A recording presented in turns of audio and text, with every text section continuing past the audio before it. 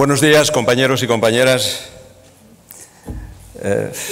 Voy a intentar ser breve y, antes que nada, expresaros una vez más el afecto para todos vosotros y la gratitud porque compartáis aquí esta mañana, especialmente a los hombres y mujeres que, bajo las siglas socialistas, entregáis lo mejor de vosotros mismos a la vida municipal, ¿no? A sacar adelante con mucho esfuerzo, con muchas horas, con mucho trabajo, el día a día de los ayuntamientos asturianos. Militamos en un partido que, bien lo sabéis, tiene muchos años de historia. No hay ninguna organización política en este país que pueda siquiera compararse, ¿no? Y durante todo ese tiempo hemos intentado combinar siempre en un camino interminable la manera más equilibrada, más justa y más razonable, ¿no? Los principios de igualdad y de libertad. Cualquier socialista a lo largo de esa trayectoria reconocería inmediatamente nuestras señas de identidad en nuestras políticas. Es verdad que todo lo demás, todos los procedimientos, todos los medios, todo lo hemos discutido y a muchos hemos renunciado. Nosotros hemos sido un carrusel revolucionario y a la vez una muestra de pragmatismo y de prudencia política, de responsabilidad política. Hemos tenido la efervescencia caballerista y también la moderación prietista. Hemos discutido hasta la extenuación sobre el modelo, la forma de Estado y también sobre lo que tenía que representar determinados dogmas, el marxismo, en esta organización. Pero hay cosas que nunca hemos discutido, algunas. Entre ellas, nuestra vocación municipal y nuestra pasión por Europa. Porque eso forma parte de la genética de este partido. Esto está en la médula de la organización, es el ADN del Partido Socialista Obrero Español. Y yo quiero aprovechar, espero que no sea oportunista, que estáis aquí, tantos hombres y mujeres que gestionáis los gobiernos de los ayuntamientos asturianos o hacéis oposición, mucho más gobierno que oposición. Afortunadamente, que tenéis esa cercanía a la gente en las calles de nuestras ciudades o en las plazas de nuestros pueblos, para que os convirtáis en la mejor plataforma para proyectar a la ciudadanía esa candidatura europea de los socialistas españoles. Porque vamos a involucrarnos mucho en esta campaña. Vamos a salir a ganar las europeas. Ya hemos cerrado muchas cosas, entre ellos nuestras listas.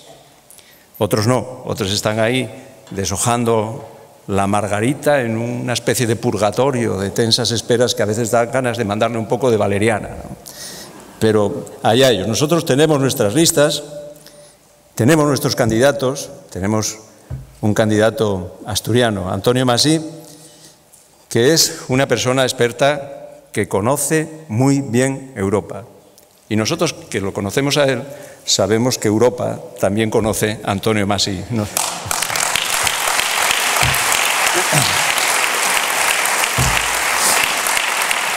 Y a lo largo de todos estos años he aprendido muchas cosas con vosotros, con todos vosotros, con todas vosotras.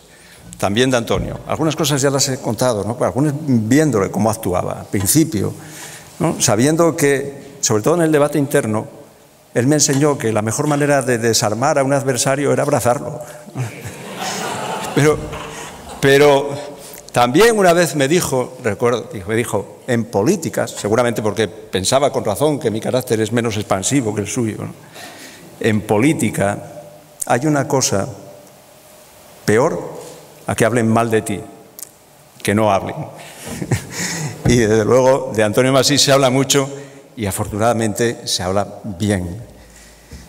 Vamos a implicarnos en esa campaña y vamos a hacerlo porque existe la sensación entre la gente de que esto es algo ajeno, que el voto es puramente declarativo, que Bruselas está lejos.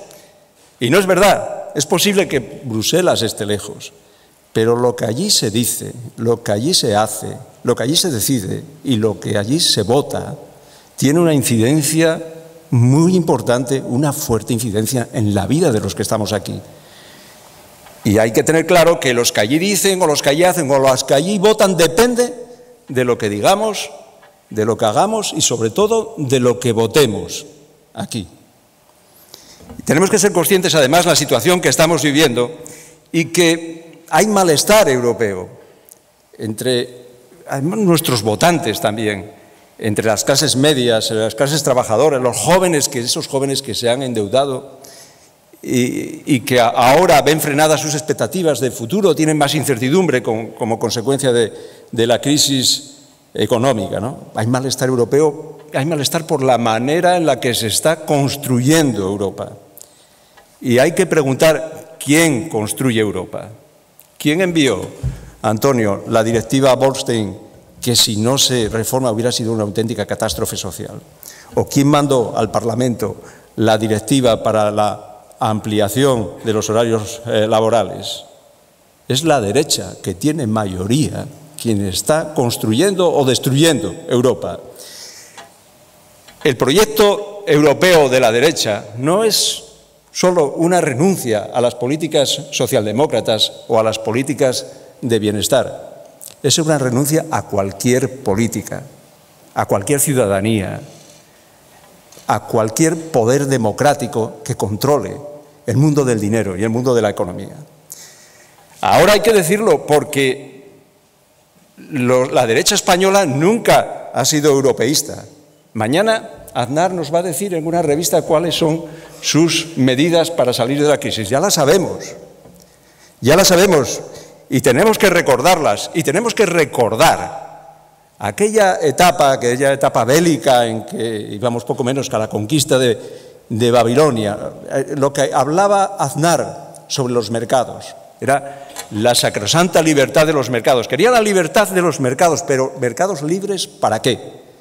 Libres de regulación, libres de impuestos, libres de costes sociales, libres de costes ambientales. Para eso lo quería. Nosotros queremos mercados, sí, y lo decimos, pero mercados para que la gente sea libre, libre del daño, libre de la necesidad, libre del miedo. Esa es esencialmente la diferencia.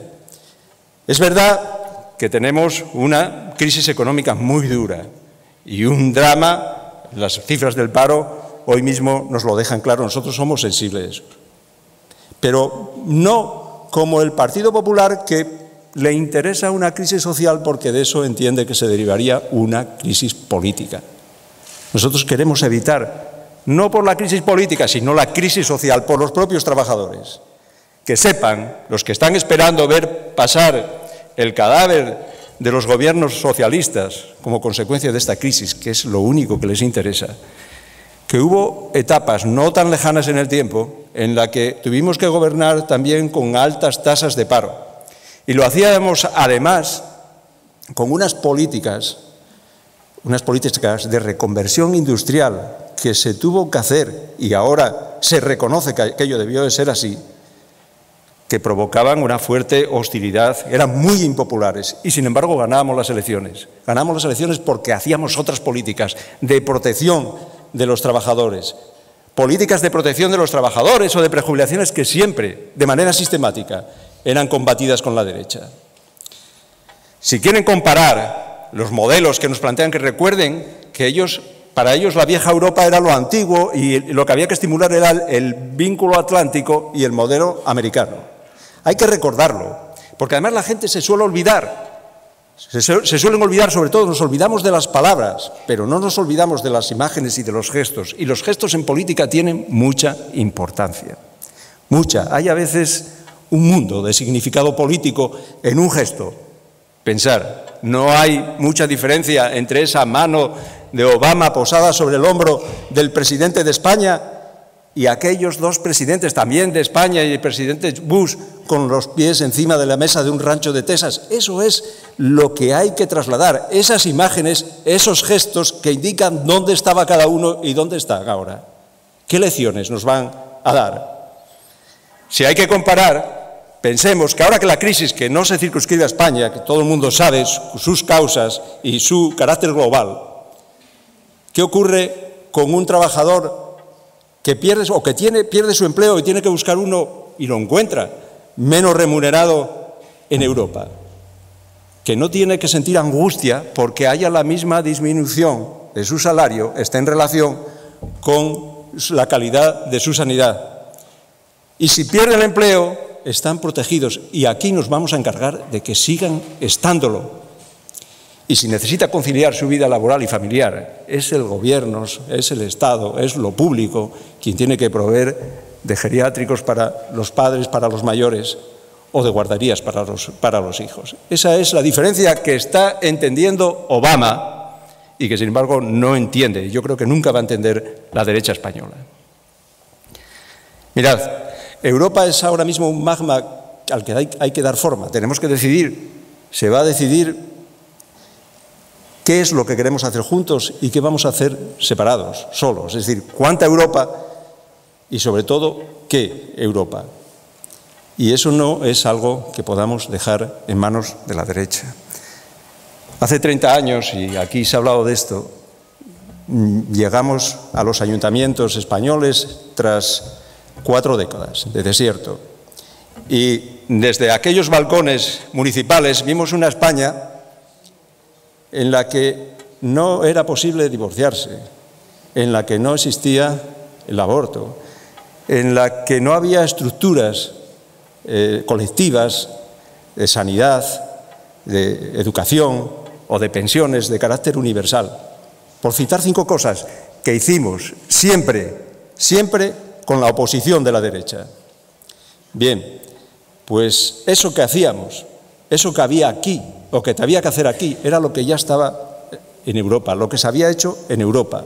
Lo que estábamos haciendo era entonces europeizar España, algo que la derecha nunca quiso hacer. Y ahora lo que tenemos que hacer es trabajar, y mucho, y desde los ayuntamientos, para humanizar Europa, para construir otra Europa, porque esa es la mejor tarea. No concibo ninguna tarea mejor para Europa y, desde luego, sin duda, mejor para España. Nada más y muchas gracias, compañeros.